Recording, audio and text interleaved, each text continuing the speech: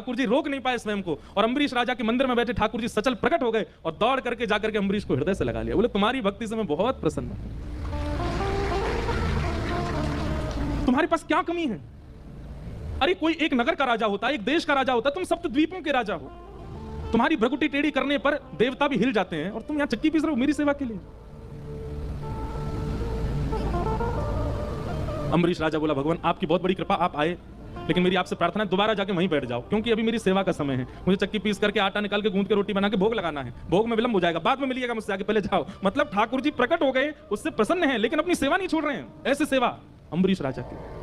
श्रीमद् भागवत में उनको भक्त राज कहा गया है।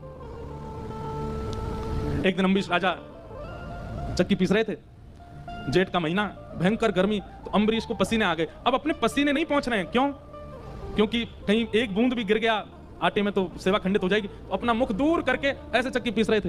इतने में ही अम्बरीश राजा को लगता बड़ी ठंडी ठंडी हवा आ रही है, और हवा में चंदन की सुगंधी, इत्र की सुगंधी, केसर की सुगंधी आ रही है। अम्बरीश राजा ने नेत्र खोल करके देखा तो ठाकुर जी बगल में खड़े अपनी पीतांबरी से हवा कर रहे थे। अम्बरीश राजा